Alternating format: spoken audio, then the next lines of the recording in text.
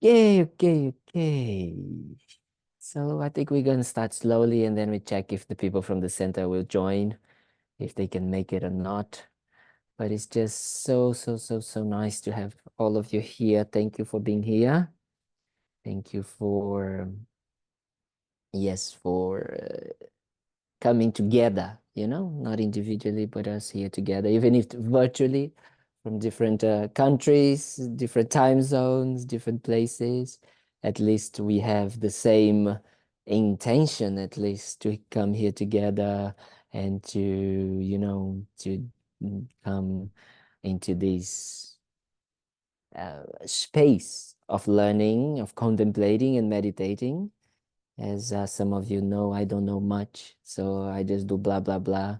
But I can at least try to share a little bit of what I've been learning due to the kindness of my teachers. And then on Sundays, especially, we are doing a teachings based on a very special book from Lama Yeshe and Lama Zopa Rinpoche called Freedom Through Understanding. It's a very special book. You can find it online on the Lama Yeshe Wisdom Archive. But also the people that go to the center, we order some books so you can actually go there and get a free copy. And it's a very special book. It's actually the first teachings of Lama Yeshe and Lama Zopa in the West in 1975. So if we think about it, those teachings were very special and very useful at that time, and we're still here using and being very useful, especially in this time and age that we are living. So before we start, it's always very important that we generate a very positive intention for doing anything that we do, any activity, for it to become Dharma, for it to become something that will transform our minds, something that will become positive, that because we want to have a positive result, then we need to create a positive intention. So before we start, we always start what we call with a motivation. So I invite you to just find a comfortable posture.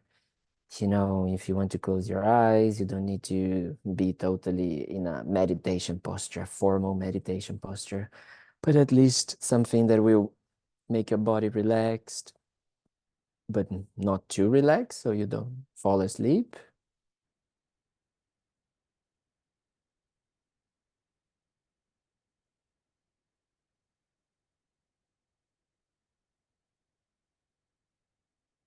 And we can start slowly checking our inner world, our mental state, how we are feeling right now.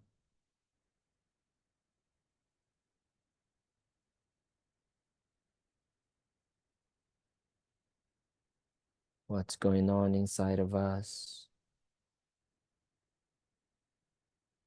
Paying some attention.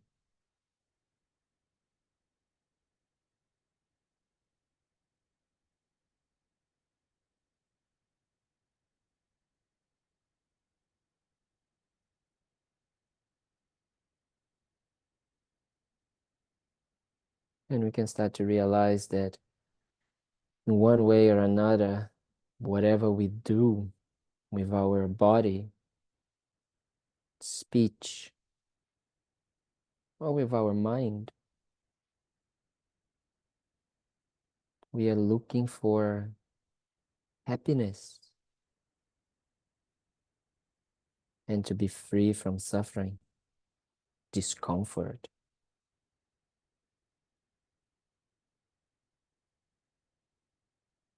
But right now, whatever we are calling happiness and the way we are pursuing it, it hasn't fulfilled its aim of bringing lasting, peaceful, never changing type of happiness. We are always seeking for more and more and more.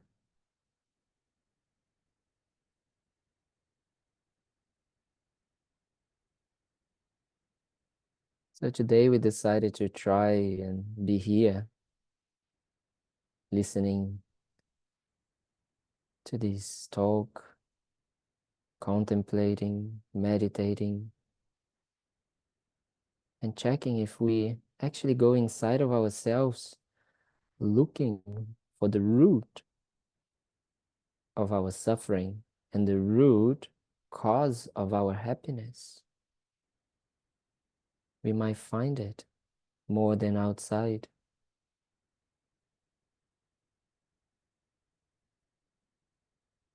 So we create an intention that by contemplating, by listening, by checking and observing and investigating our own mind and the way it works, it helps us to see things more clearly.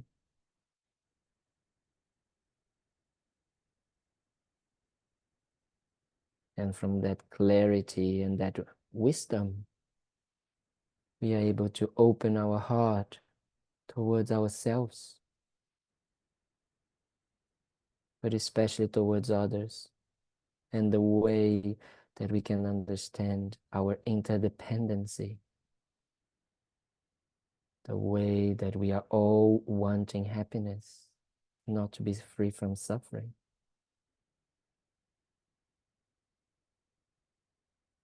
So we make a strong commitment and intention to use this time wisely, so we can not only find more well-being and happiness for ourselves, but that we can help others to do the same.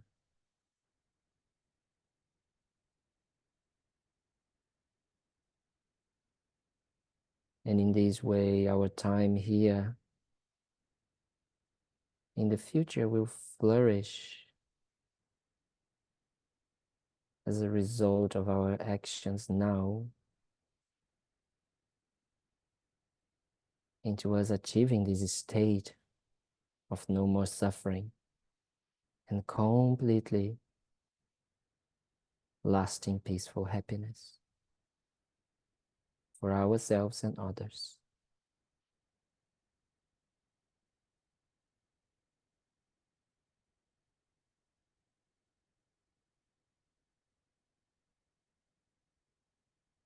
And to increase our motivation, we're going to do some aspirational prayers. Prayers that help us to remind and to familiarize ourselves with positive states. States that will help us achieve this aim of enlightenment, as we call. So we start by generating equanimity and developing what we call the 4 immeasurables. They are immeasurables because they have the potential to be completely unconditional and unlimited. They are 4 qualities of our own mind that we have right here and right now that we can completely develop more and more. So we start with the immeasurable equanimity, then we go to the immeasurable of love, of compassion, and of joy.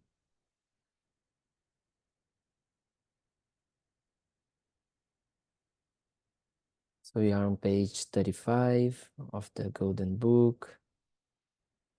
For those that would like online, they can, thanks to Nana, we can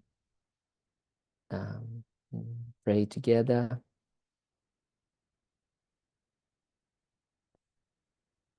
May all sentient beings abide in equanimity, free from attachment for friends and hatred for enemies.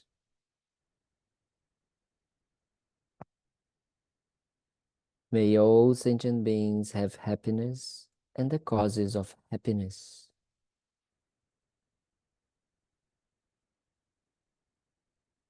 May all sentient beings be separable from the happiness that is free. May all sentient beings be free from suffering and the causes of suffering.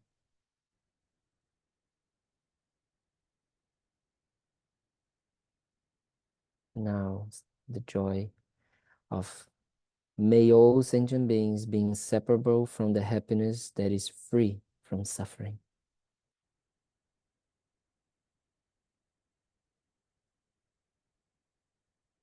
And now we're gonna take refuge. As a Buddhist practice, we try to take refuge in order to help us connect with our own potential. We are not taking refuge as saying that the Buddha is out there, as some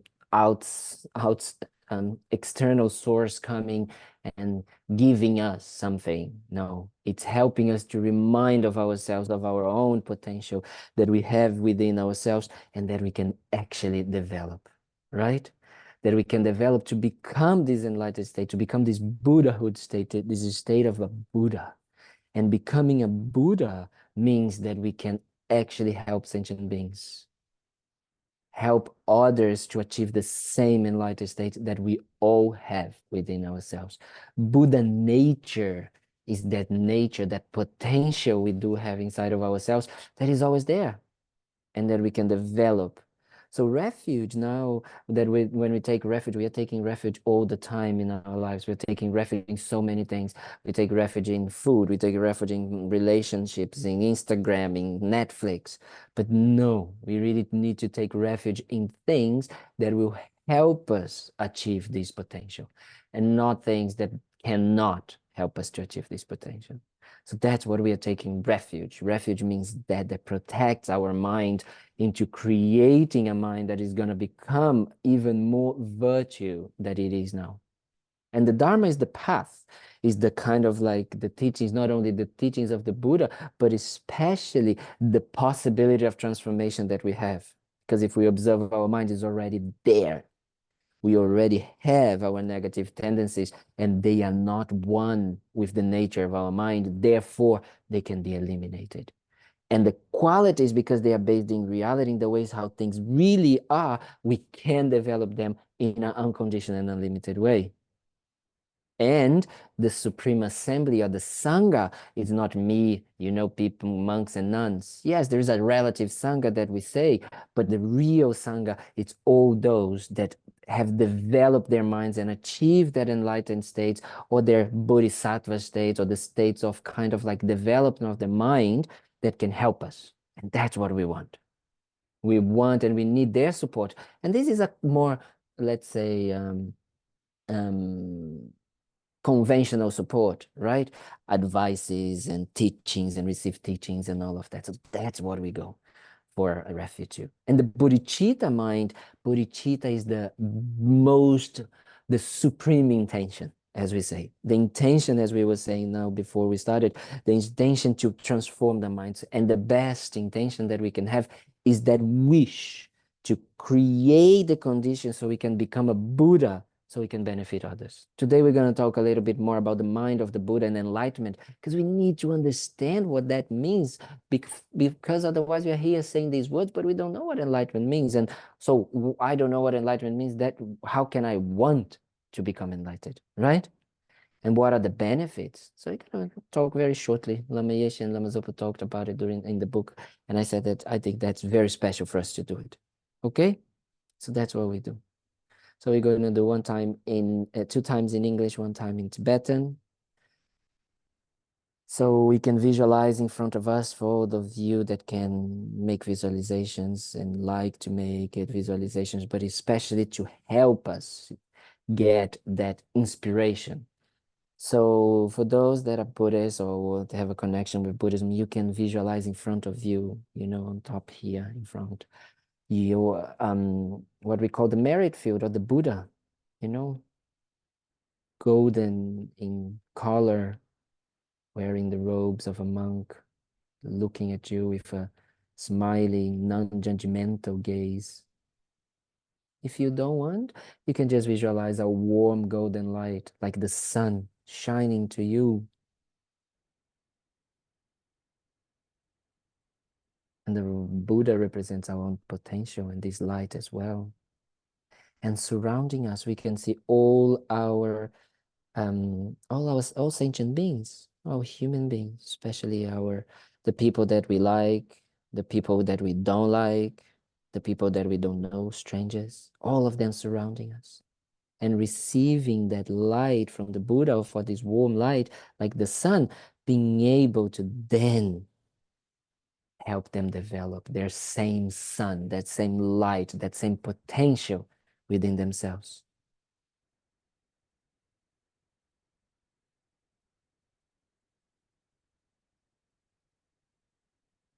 I go for refuge until I'm enlightened to the Buddha, the Dharma, and the Supreme Assembly.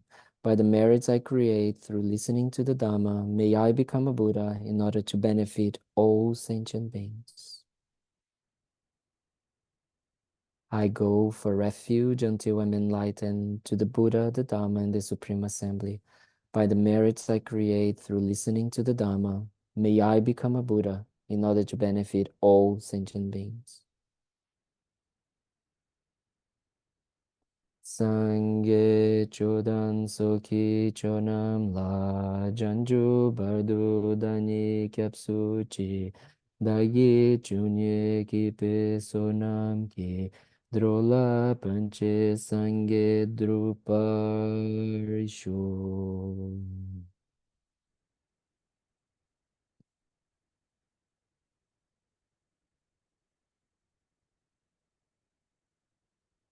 Very good. Thank you. Thank you very much. Thank you, Nana. Okay, so let's see what we're gonna talk about it. Today, I'm so sorry I cannot be at the center. I really wish I could be there. I really like the center, but we're gonna do it online, so that's fine as well. We can connect here. So I think it's very important that we start to understand and talk about, because in the last few days we have been, in the last few weeks, we have been talking about the mind and how it works, right? Like in Buddhism, Buddhism is so important, the mind. But here is also important that we understand what the mind means. When we're talking about mind, we are not talking about just the like intelligence or the kind of like conventional, logical and analytical mind. We are actually doing something more. We are kind of talking about consciousness, but also consciousness is not something like out there. No, mind, consciousness is the idea of all of our mental activity and mental experiences. This includes emotions, feelings, sensations, all of it. It's what we call mind. And in Buddhism, it is the tool and it is the subject and the object, let's say, of our analysis, of our investigation. So it's like a lab. But the problem is in this lab of in the Buddhism, we are the scientists, but we also the white mouse, the little white rat. So that means that whatever we are doing and we are experiencing and we are trying to observe and we are trying to change, it means that we are also going to take the experiences. So that mean the results of those experiences, the result of our actually mind that we are transforming. It means that if we create positive intentions and we create ways to benefit our own mind, we're also going to experience those results. That is very important. So that means that in this way, we have the tools and we have the responsibility for our own happiness. It depends on ourselves. It doesn't depend on others. It doesn't depend on something that is outside, that it depends on the situation and the circumstances. But the mind can create the conditions to be happy within itself, not outside. So that is very important that we understand, because that also means that all our suffering and all our difficulties and all our problems also come from the mind. It doesn't come from outside. It doesn't come because we didn't get the job, we didn't get the partner, we didn't get the food we wanted. These are just external conditions that, depending on the way that we observe and the way we perceive how things exist, is going to define our experience of happiness or suffering. So that is very important. And that's why, we talk about in Buddhism meditation. We use meditation as a tool to understanding ourselves, what is that is going on. So meditation is familiarization. So what we are trying to familiarize ourselves is to first how our minds work and then familiarize with positive intentions, positive mindsets.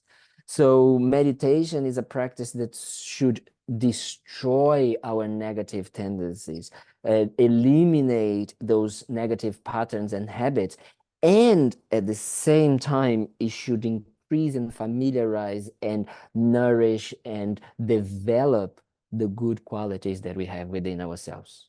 Those good qualities that right now are very restricted and very limited, very conditional into this potential, as we have been saying in the beginning at the motivation, to totally be unconditional and unlimited. That's why we do the four immeasurables. Like praying for the four immeasurables is just an aspiration and a reminder of ourselves of what we can actually achieve. That is incredible.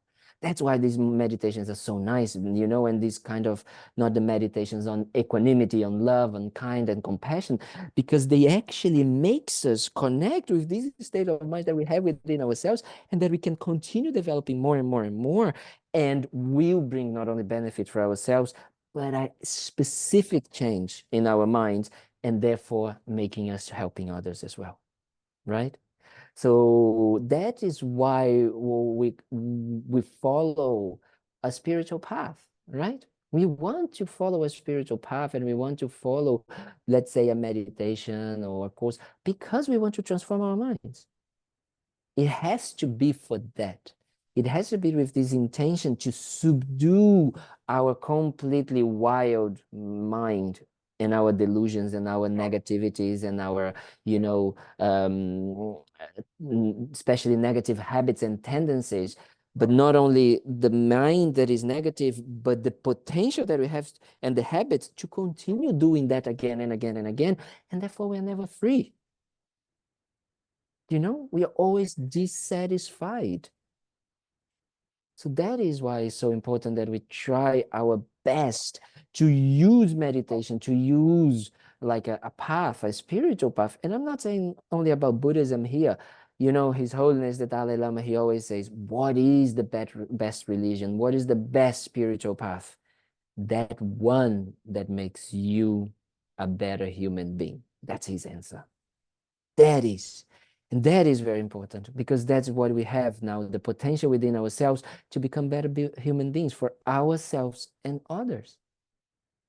So then we need to really check within ourselves is, are we actually using our mind? Are we using our potential as a human beings? Are we fulfilling our human potential? That's what Lama Yeshe says in the book. It's like, are we fulfilling our human potential? Or we are just looking for instant, express, temporary types of happiness, you know?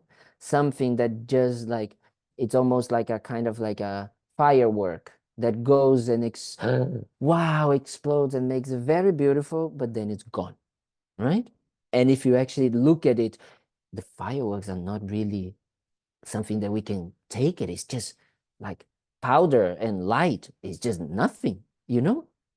So we are constantly looking for things outside of ourselves and then grasping and then grabbing and then following these mindsets and not really getting what we really want, which is a long-term type of happiness, a happiness that makes that dissatisfied mind satisfied. But we can never satisfy that mind with things that are constantly finishing, things that are temporary, right? And that's what we call happiness now. We call happiness nowadays, when we kind of like, we are in the, we are with some type of suffering, some type of struggle, some type of discomfort. And that discomfort is released. And then we call that happiness. And that is what Rinpoche and Lama Yeshe will say so many times. And if we actually are like connect with ourselves, with our hearts, we can see that we have much more than this. right? When we do something good for others, like in the way of being generous, the way of being kind of like kind, the way of when we feel like our heart opening and feeling love and compassion, it's much more than just, eating and watching something on Netflix or some kind of like insta type of happiness. And we do have this potential. But the problem is that we don't believe in that we don't believe that we can live all the time. Instead, we believe that our minds are a yo-yo mind, that the up and down, the roller coaster emotion ride that we have in our daily lives, that is normal. People come to me and they say, yeah, but it's all normal ups and downs of life. And I say, well, it's normal problems and difficulties. Yes, that things come. And then, yes, some people are going to die. You might have a disease. You might have a situation. And, it's not going to continue being the same as always. But it's not normal. In Buddhism, we're going to say that a healthy mind is not a mind that goes ups and downs because of the external factors.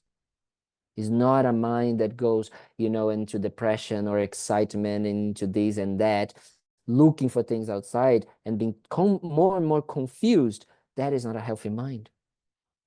A healthy mind is a mind that actually stays in this peace, vast, clear, and full of qualities and love and compassion within ourselves. It doesn't matter if it's raining or not. It doesn't matter if we have money or not. It doesn't matter that we do this or not. It doesn't matter. That is why Buddhism is so revolutionary. And let's face it, so hard. Right? Because everything else is telling us the opposite.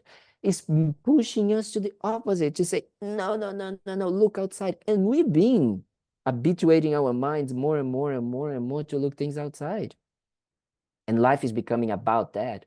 If you think about, I always think about that. I always say how the mind, the human mind is so special because there's so many incredible new technologies and things that have been working, like in the field of science, in the field of like medicine, like, like doctors. And, nowadays people invest, instead of having these huge surgeries in the middle like this, they kind of like have small holes and then they make operations like, and that is incredible, so special. But the mind that is behind that is not only thinking about helping others, but is also thinking about how much money I'm going to make. Because if I do that, I can make, instead of one surgery a day, I can make 3, right? But if we would take these out, can you imagine? Take out our only wish to gain, to get something out of it for ourselves, and instant happiness and instant pleasure and accumulation of money or power and all of that. If we would take this out and we would have a mind with all of these intelligence, all of these incredible tools to do good for others, can you imagine? We would be able to find solution for every single problem in the world. Because it's not a lack of intelligence, it's a lack of intention. That is the problem. The problems that we have now in the world and why we don't have solutions for that is because of a lack of intention. That's why we don't have solutions for that. Because we need to have an intention that would like to benefit others no matter what. It doesn't matter if we are getting money or if we're going to get something out of it or not. That is very important. That is so important that we understand. So that's why we need to understand the mind and we understand the purpose of us practicing meditation, Dharma, you know? Practicing a spiritual path is not is not wearing robes, shaving your head like this. This is not this is not about what Dharma is about. Actually, these can become even a hindrance if you don't pay attention to your mind and see the motivation behind wanting to kind of like, get attached to something else, just changing your clothes, as we say, but the mind and the heart doesn't change. The purpose is not about that. The purpose of practicing Dharma is not only also meditating and having peace and quiet and all of that. It's not about only making prayers and offerings or nothing this. All of these things and all of the other activities that we do in our lives, they need to have the purpose, the intention to destroy our afflictions, destroy our negative minds, destroy our self-cherishing. And then these can become really, really special. This can become a path that can help us open our hearts for ourselves, accept all of the things that we have within ourselves and all of our difficulties and all of our issues that are part of who we are right now. And this is not good or bad, it's just who we are because of past habituations of the mind, because of the ignorance, because of believing in these delusions, in these negative mindsets, believing in this attachment, grasping, and then in aversion and anger and jealousy, and just habituating our minds with that, and not knowing the potential we have within ourselves, right? So that's what Dharma really means. It means facing our suffering, facing our delusions, right? It's going against them, allowing ourselves to be in control of our own mind, subdue the mind, as the Buddha say, really subdue the mind.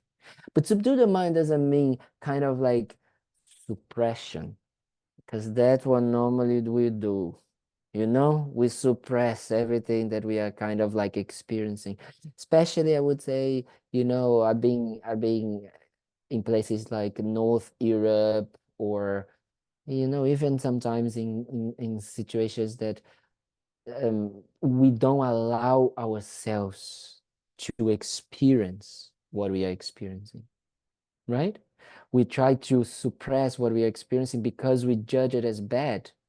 Yes, some situations and some mindsets, they are bad, but we need to understand why they are bad, and not they are bad because we are bad. It's like saying, looking at the sky and looking at the clouds and say, oh my God, the sky is so ugly. No, the sky is not ugly. The clouds might be ugly, right? But the clouds are not always there. The clouds are not a one with the sky, you know? When the clouds are going in front of the sun and we say, oh, the sun is very bad, the sun doesn't shine. No, the sun is always there. But the clouds are the ones that if we decide to look at them and identify with them and see them as bad and this and that, then we create problems, right? Then we create these concrete ideas and these fixed ideas in front of in our lives, and then we act and we react and we completely create an entire life running or chasing or fighting against a misunderstanding of things, because these delusions, these afflictions, these negative tendencies, they are not one with the mind. They are not our mind. They are not the clarity and spaciousness and vast aspect and peace that we have all the time within ourselves. This is very important that we can understand that, because otherwise Dharma will not work. Why Dharma will not work? Because we are not going into the root of the problem. We are just going into the subtle kind of like situations that we are using our mind to find a solution so we can make our lives a little bit more comfortable and better. I don't want to feel angry because I don't like to feel angry because, it's, I look ugly when I get angry, something like that. Or I don't want to get attached because I get fat. I don't want to get attached to food because then it makes me fat. If you're using Dharma for that, I have to say that it's not going to work. That is not the way. That is not the reason why we can study Dharma. That is not the goal of Dharma, right? Because Dharma can go much beyond that. The Dharma, there's a very special teacher, he's called Zongza Khensen Rinpoche, and he writes about it, and he says, if you're trying to come for Dharma, looking to make your life a little bit easier and more comfortable, I have to say that you're gonna really not find that. You're going to find quite the opposite, because Dharma is going to go completely against those tendencies. And sometimes, the way that you're used to just run and escape and take refuge in things like food and Netflix and things like that, when you start to study the Dharma, these things start to fall apart. You start to not get and understand that what you're looking for is not there.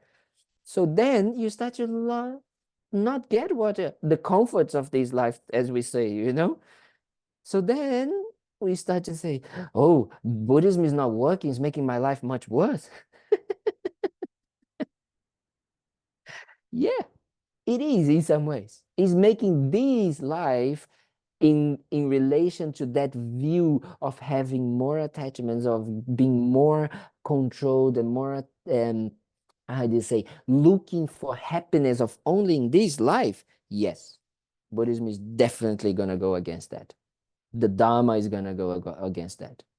But it doesn't mean that we need to abdicate of everything, and then we're going to live on the street and we're going to become monks and nuns and we're not going to do anything. Because some people also do that. They go and then they say, oh, yes, this is the path. And then, I'm going to be very kind of like, how they say, uh,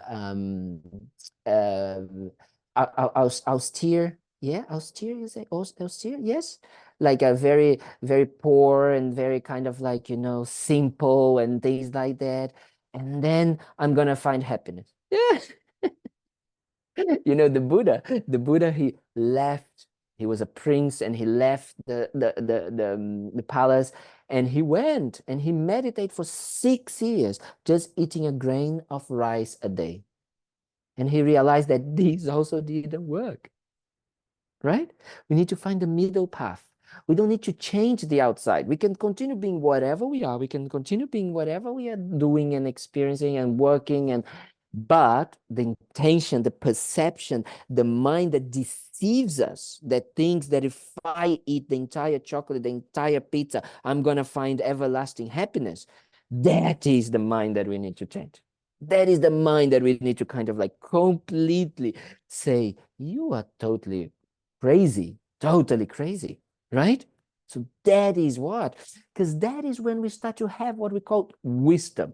We start to understand and discern, discriminating. That is a very important word, discriminating what is right and what is wrong, depending on our motivation.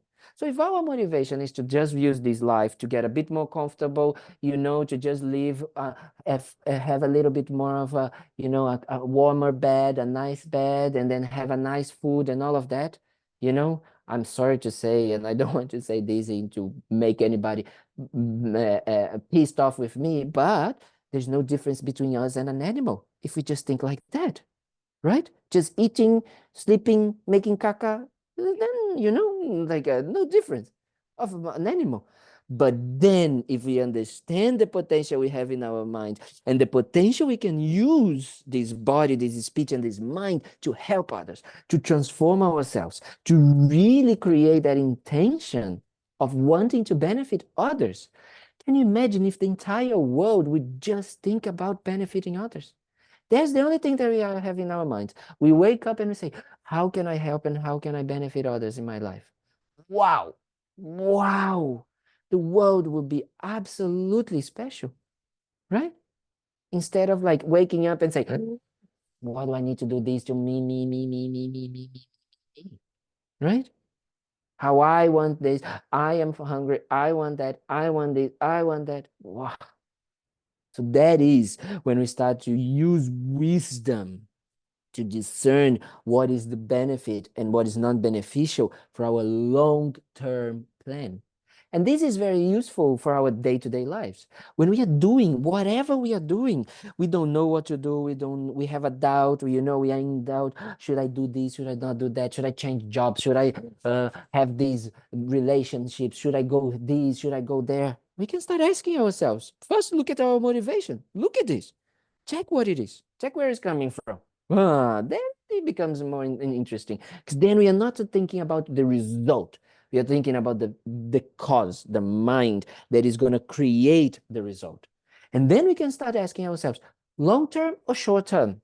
Is this bringing me a more short-term result or a long-term result? And this short-term result, is it actually bringing me to a more lasting, peaceful, non-changing type of happiness? Or is actually bringing me further away? Is bringing me just to think about this life and all of that? So if I'm thinking about something that is long term, that it is the benefit of creating more openness of my mind, more like openness of my heart, then it can be beneficial. So that's why we need to be all the time checking. So this is a very practical way that we can use the Buddhist teachings to change and to really incorporate in our lives. Check your motivation, check your mind all the time. Why am I doing this? Why am I doing that? Is this because of that? Because I'm, then you start to check, because then you're going to see the sneaky ego and the sneaky attachment and aversion coming in and saying, actually, I want this for me, you know? And then normally the ego is just thinking about now. I just want it now. That's why Instagram, Insta food, Insta date, Insta whatever it is, because we just want that. The ego is just wanting the instantaneous pleasure of absence of that suffering that we experience. And we label, and we believe in this being happiness, the real, true happiness. That is a waste, just a waste of our time, waste, not good. Because then the other ways that we can actually start to use the contemplation and thinking, on our daily lives, on our motivation is this, when I am deciding to do this or that, if I'm doing this or that, am I being closer to understanding how things are, or this is creating more confusion? And what that means, this creating more confusion. So this is, I'm doing this because I'm creating more the idea that if I am having instant pleasure, I'm going to be happy. Or is the opposite? Or is this helping me to understand that a long term, and understanding that actually happiness doesn't come from the outside circumstances, but from the mind state, a perception of how things are? Because then we're going to need to understand, we're going to need to check our minds and start to understand how things actually work. And we're going to have to start to say that, wait a minute, I am seeing things in the way that they are not. I am not seeing things when I'm talking about a relationship, a work, of food, or whatever type of pleasures that I want. I am the one creating my perception and believing that perception and acting upon that. That means that we need to start observing how our minds are perceiving reality. For example, pizza, food, work. Sometimes we do that with a new job. We say, this job is going to be amazing and all of that, and we start to project, we start to in making it beautiful, and we start to put layers and layers and layers of good qualities and perfections in it. And we do that with jobs. We do that with relationships with people, right? We start to put all of those kind of like characteristics and qualities that are not there in reality. So we start to see things in the way, and then the worst comes because we believe. We believe that that job is the perfect job for me and is always going to be perfect. Then we start to project concreteness into that and permanence into that. Do you understand? Permanence means that that job is always going to be like that. That person is always going to be amazing and kind and loving, and that food is always going to be delicious and always going to be like that. So we start to do that. We start to project this and see this and believe in that.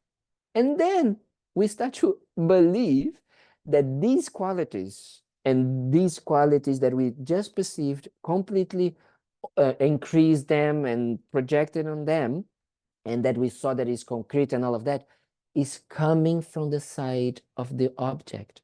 We start to see and believe that the object is like that, that there is nothing with our perception of it. There's nothing that we are projecting and labeling and believing in them. Then, because we believe in this, and this is totally absurd, is just completely absurd, it's completely deluded, completely a hallucination, as Lama Zopa say, used to say. Lama Zopa says, totally hallucination. Because of hallucination, we believe, we cherish, we think that this is like this, and we suffer. And we start suffering and suffering and suffering because it's not based in reality, right? As I try to say always to you guys, if everything was from the side of the object, if all these qualities was on, like, of this person was like that he was perfect and never changing and wonderful and amazing, then every single person that would meet that person would need to see it like that. And let's face it, the way people perceive ourselves is already different, and the way we perceive people are different. You know, for your mom, you're going to be in a certain way, for your father in a certain way, for your partner in a certain way, for your children in a certain way. All of them are going to see you differently. But we do believe that we are always the same, and we are always like this, right? We have a concrete idea even of ourselves, a permanent idea of ourselves. And we do that with others. So this wrong view is what creates this condition. It's what creates these sufferings for ourselves. So whatever we do, we need to check. Is it making me believe more in this concrete, independent, existing from this own side of the object, these qualities? Or is my mind doing that? It's my mind perceiving these things. So we should really ask ourselves this question every day, every time, if we can. Where is me projecting here something? You know, you check, you observe, and you say, am I seeing this person in a concrete way? No, because this person like changes, is not like that. No, sometimes they have a good day, a bad day. Da, da, da, da, da. You start to observe, you start to check, right? Because if it was like this, all of us would need to experience in the same way. And we don't. It's not true that everybody loves pizza and ice cream and, only the Italians. So if we're going to say all the Italians in the world, yeah, they do. But, but maybe not maybe even some Italians, they're going to say that they don't like ice cream. So it is possible that we start to doubt this mind. So whatever we do, we should use the idea of the motivation and check, why am I doing this? It's a long term or short term? And then we should check, it is bringing us a benefit out of confusion, out of these projections, or is making us more confused and more project and attaching to something real. That's very important. And then another way that we can do that is very important to ask ourselves, these 3 ways. Honestly, I wish I could have learned this long time ago. It would have saved me so much worries and problems. Because the 3rd way is it going to benefit or is it going to harm others? This should be another thermometer for us, helping us to discern and to decide how we want to live our lives, right? And this is so important because then we can really start to check how things work, how things are in our lives, how we are actually fooling and cheating ourselves. Because then we start to bring harm to others.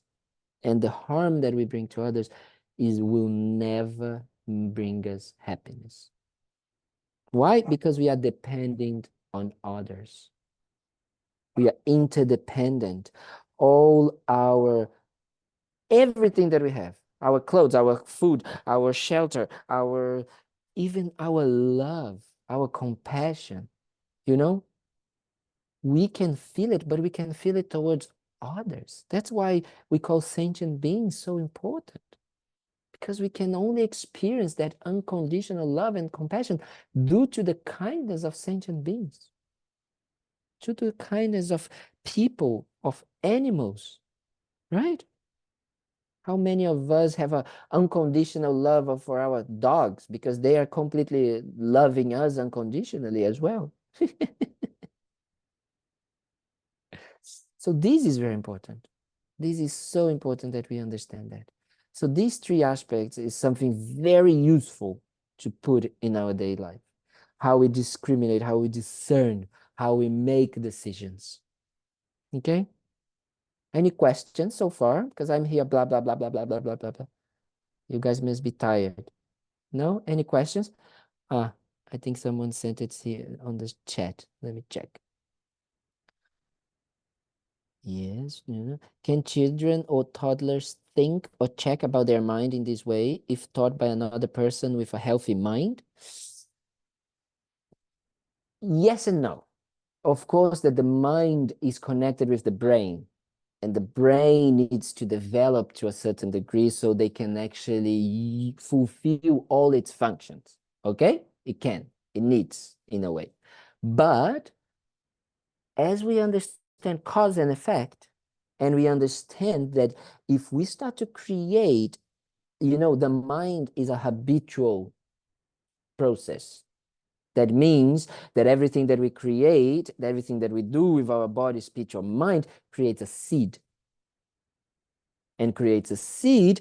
And, in scientific language, we're going to say creates a neural pathway. It just creates a pathway that it starts to become more and easier and easier and easier for our minds to follow.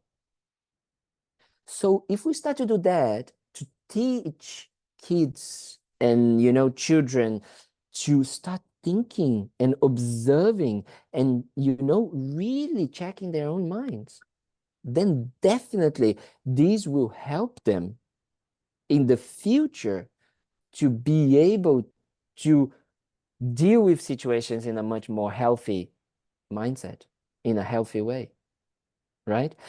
Because they can stop being so reactive and so used to react in a certain way, because they're going to have a healthy way of dealing with things, right? So definitely, the Dalai Lama, especially, he's so important of education, and he calls the education of the heart.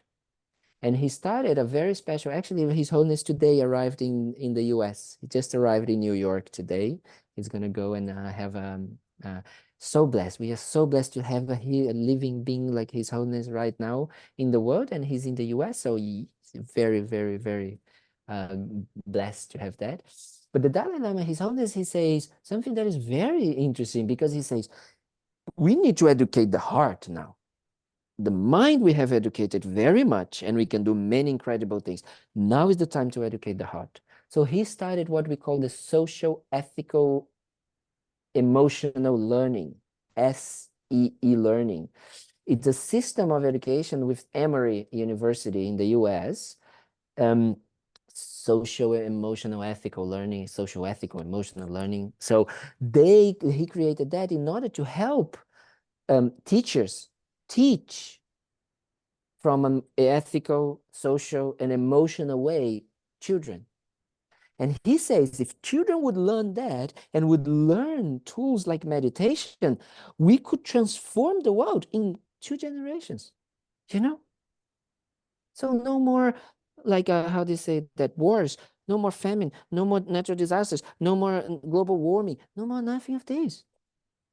Because all of this is coming from the mind, from the selfish, ignorant mind that doesn't know how it works, that doesn't know what it is about, that doesn't understand its needs. So that is how, by teaching children and teaching young people, we can definitely transform not only them, but they will be the change in the world. And then they will be using what I just said about, is this harmful or beneficial for others? And then they're going to fulfill what is most beneficial. Then we change the world. Graciela, Yeah, good, Claudia. Yes? Yes. Can you hear me? Yes, we can hear you. You Okay. tell me. Earlier you spoke about the ego and how the Yeah, ego likes everything instantaneous. And so I wanted to ask you what uh, I can do to weaken my ego so that it doesn't have the power of, going for things that are instantaneous. very good. Very good question. First, that we need to understand what is the ego, right? Because Mm, the ego, we talk about it, and sometimes we talk about in the, how do you say, in the psychological type of way, you know, and the ego has a different way. But the ego here in the Buddhism, we interchange with the idea of self-cherishing, you know, or the sense of I, that is the most important thing in the entire world. That the world is only here to serve me, my wishes, my desires, my needs. Okay? So that is the idea of the ego. Is that confused mind, this confused belief that thinks it is the most important thing. So this is the first thing that we need to identify what we're talking about.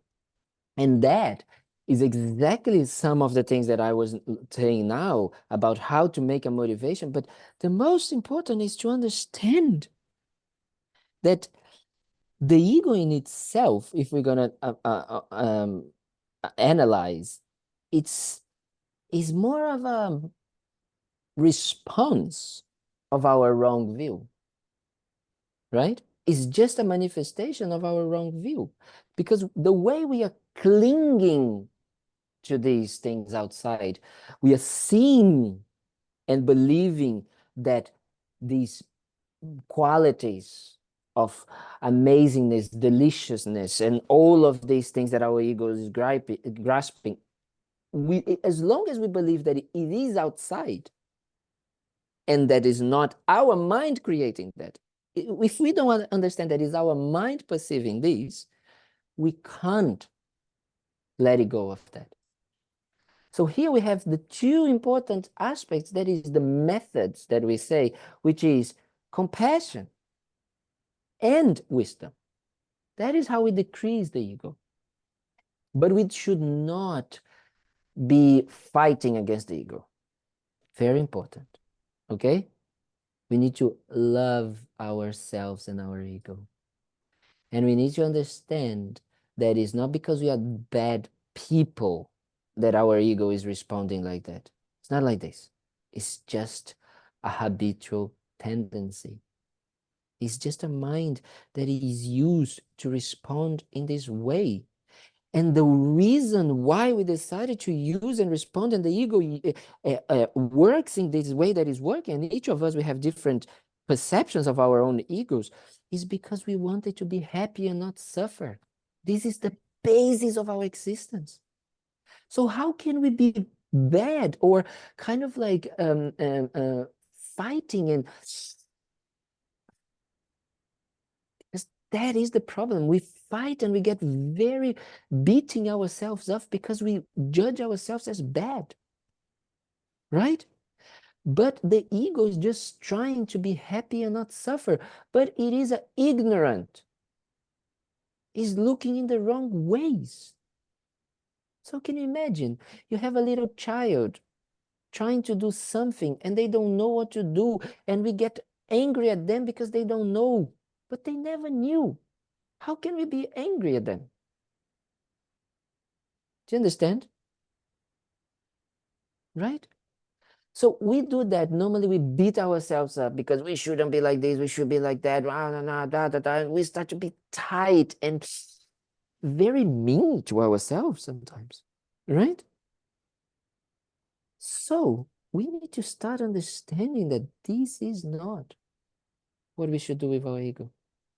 We should understand that the ego reacted and transformed ourselves to be who we are based on wanting to be happy and not suffer. This is very important to understand. Based on that, we start to see that the way it has been doing it was not very successful. Let's face it. We are not as happy and as fulfilled as we wish for. Otherwise, I'm sorry, we would not even need to be here talking, right? So because it hasn't worked, now we are looking for a solution. So we are looking for a solution now that is a more long-term and a more stable solution. And for that, we need wisdom. And the wisdom that cuts through the confusion and the ignorance on how we project and how we perceive and how we view reality. In these, and the way, so for that, there's two aspects that we need to compose. We need to see the way we see it, things now, what I was explaining before. We see how things are concrete, how things are, coming from their own side. We think that they are always like this, permanent, you know? That is first how we see it. And then we need to recognize that. We need to see ourselves.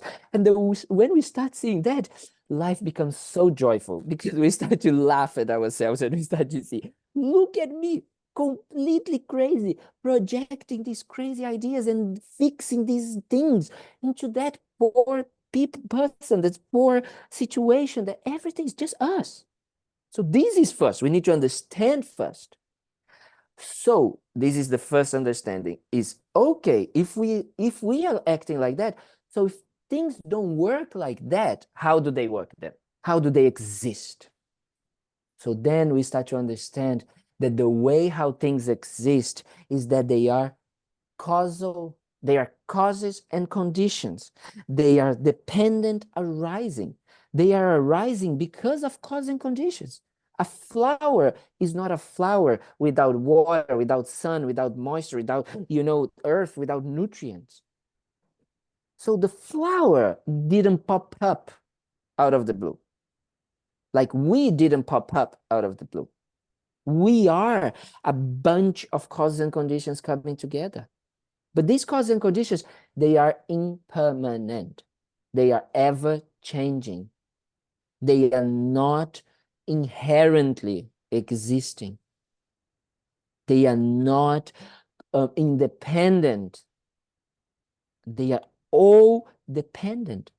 They are always coming together, and because they are impermanent, dissolving. So there is not this concrete I, mine. And, when people come to me and they say, I am like that, but I always been like that. Yes, sweetheart, I'm sure you have always been like that because that's how we've been doing, But this is just a habit. You don't need to. That is the mistaken view. Then we can start letting go because we start to understand that these situations and habits and ego graspings and, all of these things that we have been looking for instant pleasure and that, we start to understand that they cheated on us, that they didn't bring it, but they were done based on wanting to be happy. So I know that now it doesn't bring the happiness, so I can let them go. I don't need to be carrying this heavy backpack all the time with myself. And all the time something happens that I think it is the same that happened to me 150 years ago. And I just, bring that again and say, oh no, because I experienced that and I know how it is. No, nothing is the same because you are not the same. You're changing all the time. This person is changing all the time. The situation is changing all the time. So it's never the same. But we choose to project concreteness, to project sameness. I don't even know if that's a word. You understand? So that is what we need to see, that this is not true. Then we can start cutting the ego. Then we can start losing its grip. It doesn't become so much important anymore because I know, I have the wisdom to know that this doesn't work. Right?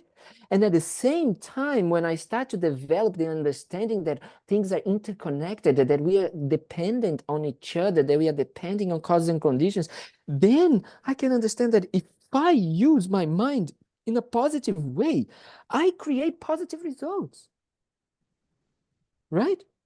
If I want to have loving and kinding people around me, I become loving and kinding towards others. If I want to have people being generous to me, I practice generosity, because that's how things work. That is the interdependence. If I am nice to you, you're going to be nice to me. And not because I want you to be nice to me. Just this is just cause and effect. You understand? And because I understand also that all of the things that I want in this life, the comforts and all of that, my ego is sneaking me, trying to think, if I am doing this just for myself, me, I'm gonna have it. It's quite the opposite. You know, when I decide, I think about that. For me, it's like a very experiential experience, but it's an experience because when I was working in finance and thinking about myself, and I need to get money, and I need to, and I was worried, and like how I'm gonna live and all of that, and I was so tight and so, and I decided to let everything go. And for me, what was one of the hardest thing was depend on the kindness of others. I used to have so much difficulty of receiving, because I am independent. I can make myself, especially in the Western society, that's the way, no? I make it. I'm independent. I can do whatever I want. If I work, I pay, I do, I make, it's always like this. And then when I start to understand that I cannot do it this anymore, I'm dependent on the kindness and generosity of others. So my mind just relaxed into that state of, I don't need to pretend, I don't need to look for, I don't need to chase that, you know? And I can just, and if people want to generous, kind, they will be. If not, that's okay as well. Then there's peace of mind. There's no tightness. There is no grasping. There's no then the mind is relaxed, then the mind is calm, then the mind is kind. And then I can be kind to others and kind to myself, and then people will be kind to me. So that is very important. So these are the two wings of the bird. The wisdom wing, so important. Understand how we perceive things wrong, and how we can see it correctly, and understand that our self-cherishing, egoistic, me approach doesn't create the happiness that we want, but the opposite, a more spacious, in all embracing, encompassing our own aspect and the aspects of kind and love of others. Then our heart can expand, and our heart can expand until we can love all sentient beings. We need to believe in that. We can love every sentient being. If we have the potential to love one person, we can love, or one dog, we can love, or one cat, we can love, or everybody, because everybody is the same in this way. So we can do that. Okay? I hope that helps the blah, blah, blah. Deepa? Oh no, Arpita? Yeah. Arpita, Hi. yeah.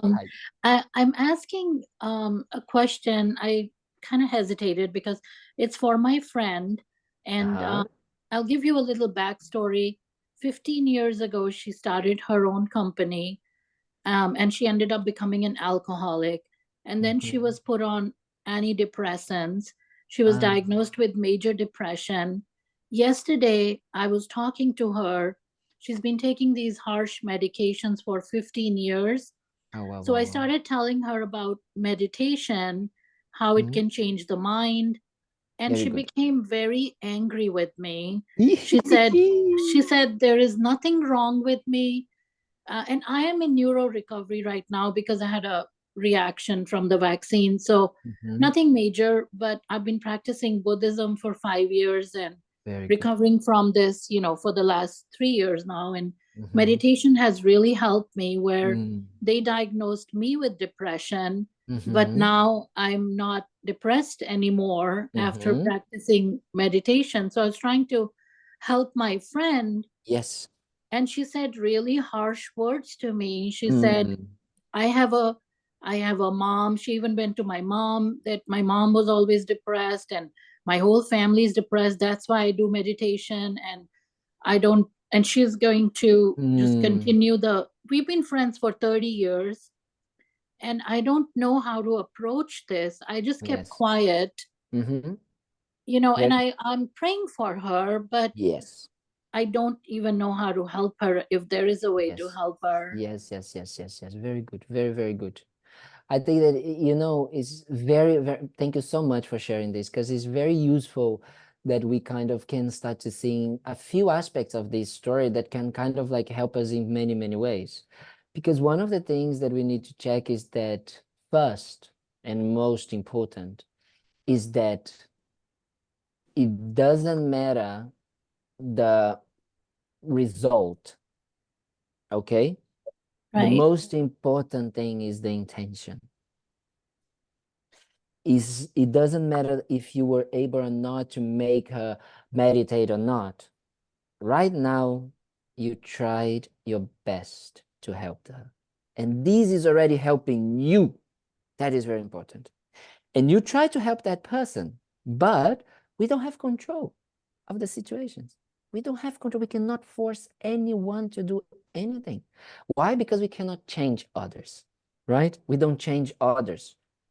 We can only, Nagarjuna, this incredible teacher from the 3rd century, he used to say, you know, we don't take away the negativities, and we don't, in a very bad translation, but we don't take away the negativities, and the Buddha doesn't take away the negatives, and the Buddha doesn't also give his own positive qualities and his own, let's say, you know, omniscience and qualities, because that's not how it works. We create our mind, right? We create our problems.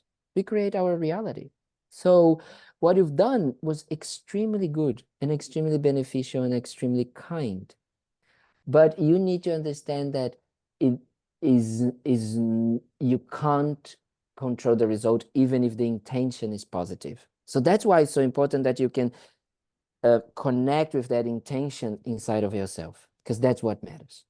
That's what is going to give you peace of mind, first. Okay. Second is, if the person reacts like that, you can clearly see the suffering that she's going through. Yes. Because we only harm others when we are suffering. Right. Because if we have a peaceful, kind, compassionate mind, there's no need to harm others, right? Right. So we only harm others because when we are suffering and we are looking for a way to stop suffering, right? To stop that suffering, we think that by harming, saying bad things, being harsh to others, is gonna make us better, feel better. So you should never take it personally. You have to have that space and observe what is going on and say, if she's saying these things, nothing to do with me. Of course, if it is someone that you know, someone that you like, you can take that information and check if it is true what that person is saying. Am I acting like this or not? You investigate as a scientific way and check if it is true. Oh, maybe I am a little bit like this. Oh, maybe, and then this person becomes best friend because they are helping you to improve on yourself, right? Right. But you shouldn't take it personally as an attack, as me, oh, she's saying that I am like this. No, because then it's not true. First, that you are not like this. And second, that she's not doing that because she wants to hurt you, but because that is the way that she's perceiving in her mind that is going to help her. Right. Okay? So that is very, very important. And one of the things that I feel that is the most important for us is that the best way to help others is actually what Gandhi used to say. You become the change you want to see in the world. So you change yourself. And by effect, you're going to help others. It's not with that pushing intention you know, that forced intention. But as Rinpoche beautifully always says, effortlessly, is without any effort, without that strong push. And it's like, but this person needs, because, and then now comes the hard part for you, is that you also need to understand your mind that, yes, there was, of course, a wish to help her. But if this created a suffering for you, it means that there was also an attachment to either a result, or there was an attachment to holding that Buddhism and meditation is good for everybody, is best for everybody. You understand? So we need to check also if there was not some type of grasping and attachment, that when someone kind of like went against it, you said, no, no, no, but it is like this, you know? I felt that when I meditated this morning, I felt like I was grasping with my ego, and it was showing up a little bit as an ego battle, that if she agrees to change, then I will win in some way. And then I just had to work on letting it go and practice breathing, just connecting with my breath and just letting my ego pass away. Well, because then that's the problem that you need to check, is that what is the vision of yourself that you are holding on to? What is the aspect of yourself, the identification that you're looking at yourself that is completely deluded, because you are not either this or that, right? But that you're holding on to, that is making it hurt. Right. Because suffering, and normally suffering, it's different types, let's say like that, but it's like the most difficult suffering that we have is anger. Okay? And anger means, the definition of anger is not having what I want. Right. That's when anger arises. Or having what I don't want. Right. Okay?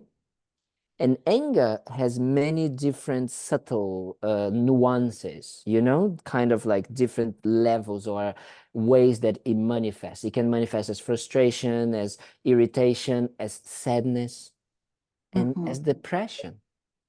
Depression is actually anger towards yourself instead of anger towards others, right? Anger and hatred is when you're so furious that you want to punch someone outside. So it's like, that is the extreme of anger towards others. And depression is the extreme of anger towards yourself. And normally the anger towards ourselves, it comes is because we have a very strong view and idea of who we are and how we should be. And then when doesn't meet, because society, people, and all of that, and doesn't make these become true, we get angry. Right. So that is a special, very, very, very special way for you to work and check in your own mind. Why am I holding on to? What am I holding on to? What vision of me? What I should be like that? I shouldn't be like this. This should be this should be that. So this person, instead of becoming the person that hurt you, becomes your best friend, best teacher, right? A path my healing. Exactly. Yeah. Becomes best friend and best person to help you to actually see. So that's what I'm saying. That's exactly what I'm saying. If we have an idea and I wish to help others, normally we ended up being helped. Right. Right. Right? So this Yes. situation is best situation. What just Yeah. happened to you? So I feel instead of, really bad too for her. that's it. But Well, yeah. but then you need to understand one thing is like, we also believe in Buddhism about previous lives and future lives. And that is very complicated for us in this life to understand sometimes, because as we were being discussing, we are very immediatists. I don't know if that is, we want things immediately, right? Impulsive. impulsive, but also immediate. We want the result immediately. We want to see the result, right? We are like, okay, I planted a seed today. I want to see the flower tomorrow. Yeah, but it doesn't work like that. No, it takes time and needs work and nourishing and all of that. So in Buddhism, we're going to say that some of these seeds that we are creating, and especially like what you did with your friend, maybe it might not ripen in this life. And you might not be able to see her, coming and saying to you, you were right, thank you so much, it is the best, it really helped me. But maybe in future lives, this will happen. Okay. Right? So there's a very beautiful story about the Buddha. He was, there was these I think the story is that he was a cleaner, or he was cleaning and he was swiping the floor and all of that, and then he wanted to become a monk. And then some of the monks thought, oh no, he's just a cleaner, he cannot become a monk, he doesn't have the merit and the good thing, what she was kind of like in, like he could become, they had the conditions to become a monk. And then the Buddha said, no, no, no. The Buddha, he was brought in front of the Buddha, and the Buddha said, yeah, he has the conditions and the merits and the karma to become a monk, because in his previous life, he was a fly, and he went around a stupa, he circumambulated the stupa. So he created that merit and that intention that make him be able to become a monk now in this life. So now in this life, you're helping your friend and you're making that connection, wanting to help her. So maybe in this life, she not believe, she not want, because many other aspects of her life in this life that doesn't allow her to see that benefit, right?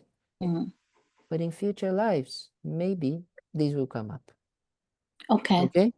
Okay, that's good. Thank you so much. Thank you. Thank you so much. Thank you for sharing. This was very helpful. Very, very helpful to everybody as well. Any other questions or any other? Oh, it's also 5 minutes, so we need to start. Okay, so maybe we're gonna start closing up today. It's the first time I think I finish on time. Nana can say that. Nana knows that I'm always, and Nana and Cloud and Sharon, and then I'm always being late. So thank you so much, so much for being here. I hope that the blah blah blah has helped in any way. And every time that we also finished an activity, we always say that it's very good that we dedicate the merits or the positive intention or the energy, the positive energy that we created, that we dedicate. That we dedicate means that, again, that we don't become and make these about ourselves. Oh yes, I'm feeling so good. Yes, yes, yes. Now I'm feeling so good. As long as I'm feeling good, then everything's okay. Not like this. We use this feeling good aspect that we are experiencing to actually share with others and to open our hearts to say, may I be able to help others to achieve the same state of happiness, of goodness, of calmness, of whatever we got from this talk. We may be able to help others to achieve the same. And it can be just a wish, an aspiration. And then when situations come, like the one that we just heard, we try our best to help. We can use different skillful means, different ways, different, but as long as that intention is there, we don't need to worry, because the result is going to be beneficial. We might not get the result in the way that we want, but we're going to have a result that is going to be beneficial. So we try to create that intention, that there is intention in our mind to be able to help others with our own pursuit of becoming a better human being.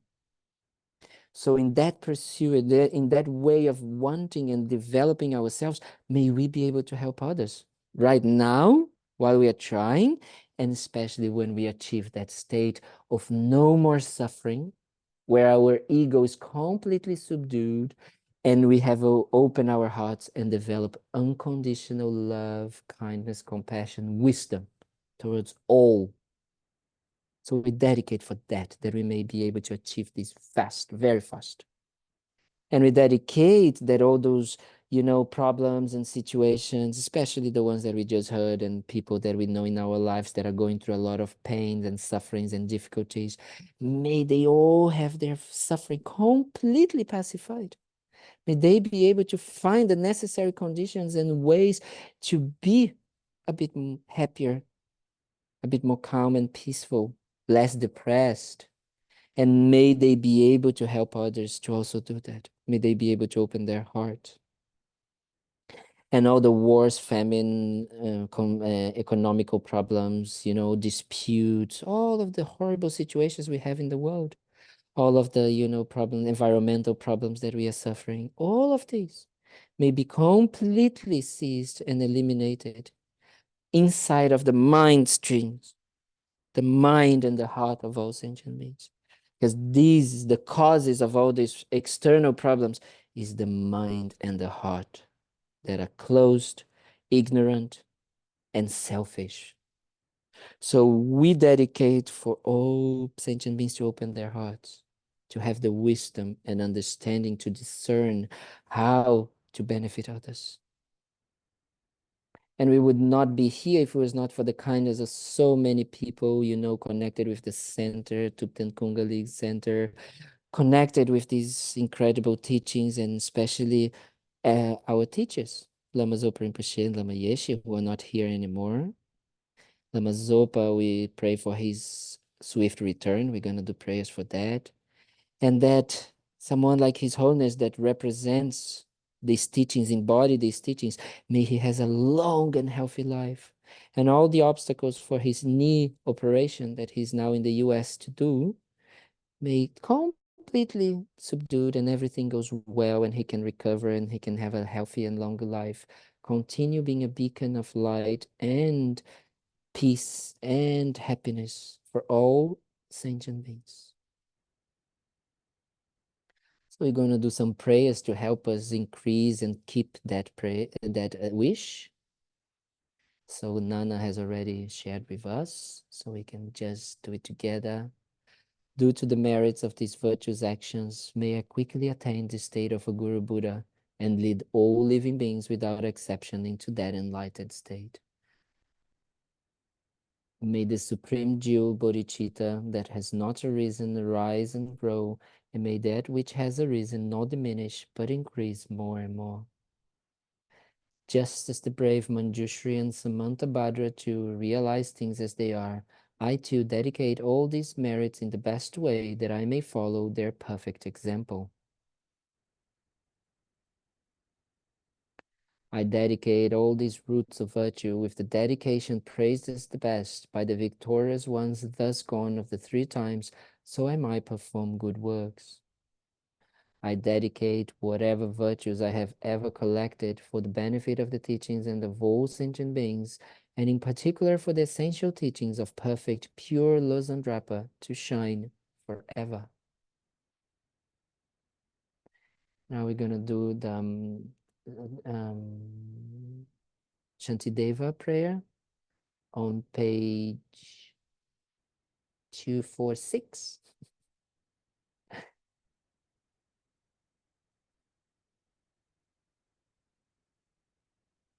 May all beings everywhere, plagued by sufferings of body and mind, obtain an ocean of happiness and joy by virtue of my merits. May no living creature suffer, commit evil, or ever fall ill. May no one be afraid or belittled with a mind weighed down by depression. May the blind see forms and the deaf hear sounds. May those whose bodies are worn with toil be restored on finding repose. May the naked find clothing, the hungry find food. May the thirsty find water and delicious drinks. May the poor find wealth, those weak with sorrow find joy.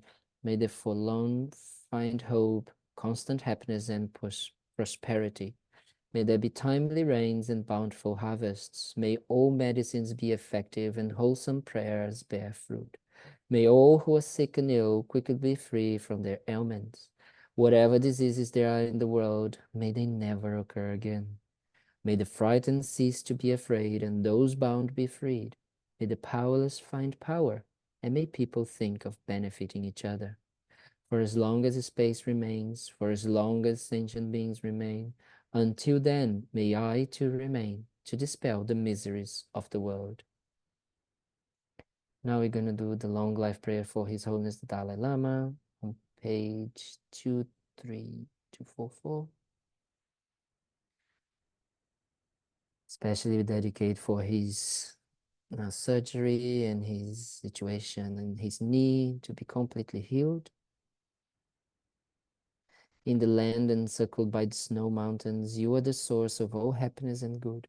All-powerful Chenrezig Tenzin Gyatso, please remain until samsara ends. And now we do the swift return prayer for Lama Zopa Rinpoche, our beloved teacher, who tirelessly taught us and so many beings, so he can have a swift reincarnation, come back and continue his incredible deeds of helping us and all sentient beings to be free from suffering and to arrive at the enlightened state. Fearless teacher and assembly of the children of the victorious ones, Shravakas and Prateka Buddhas, victorious Losang father and sons, along with the lineage masters, all the objects of refuge of infinite lands, please bestow the virtue and goodness of accomplishing this prayer here and now. Holding and spreading the Muni's precious and complete teachings through explanation and practice, you wear the armor of patience that is never discouraged. Incomparable Venerable Guru, to you I make request. While striving single-pointedly for the sake of the victorious one's teachings, the sole gateway through which all benefit and happiness emerge, and from other living beings, you suddenly departed to peace. What a great loss. Nevertheless, through the undeceiving truth of the blessings of the oceans of the three jewels, and the great ways of bodhicitta of the children of the victorious ones, may the smile of a reincarnation swiftly being in glory for fortunate disciples.